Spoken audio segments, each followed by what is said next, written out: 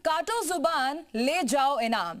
जुबान या फिर गला काटने पर इनाम देने की कई घोषणाएं आपने सुनी होंगी, लेकिन इस बार यूपी सरकार के मंत्री की ही जुबान काटने पर इनाम देने का ऑफर दिया गया और ऑफर देने वाले करनी सेना के जिलाध्यक्ष हैं।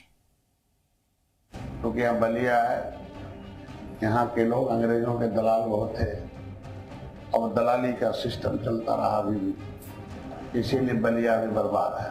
बलिया को उस मंत्री ने बलिया में ही आकर बलिया के लोगों के बीच में दलाल कहने का काम किया। अंग्रेजों के दलाल थे और आज भी दलाली कर रहे हैं। जो खुद टिकट की दलाली करता है वो सबसे बड़ा दलाल है। यूपी सरकार के मंत्री संजय निषाद को दलाल कहने वाले इस महानुभव का परिचय आप उन्हीं के मुंह से सुन लीजिए।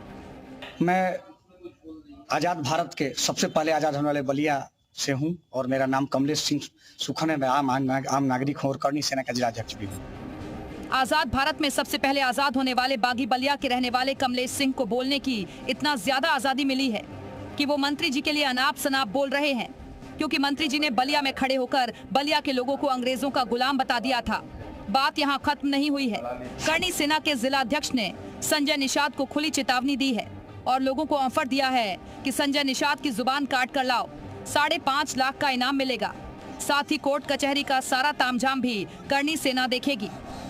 राख से उसकी जबान मैं खींचने का काम करूंगा। अगर उसकी जबान मैं नहीं खींच पाता हूं, बलिया का कोई अगर और नौजवान भी खींचता है तो 5,51,000 रुपए का पुरस्कार मैंने रखा है। खुलेआम मंत्री जी की जुबान काटने की बात की जा रही है। 5.5 लाख रुपए का इनाम रखा गया है। साथ ही संजय निषाद को चेतावनी दी गई है कि अगर वो बलिया में दोबारा आते हैं तो करनी सेना जूतों से उनका स्वागत करेगी। करनी सेना जो बीजेपी का ही हिस्सा मानी जाती है, उस करनी सेना के जिलाध्यक्ष बीजेपी के ही सहयोगी दल के नेता को चेतावनी दे रहे हैं। यानी अंदर खाने ही मैटर बड़ा हो चुका है। अब देखिए संजय निषाद करनी सेना के आगे झुकते हैं या फिर सरेआम जुबान काटने का ऑफर देने वाले के खिलाफ कोई कार्रवाई की जाती है। ब्यूरो रिपोर्ट, जी मीडिया।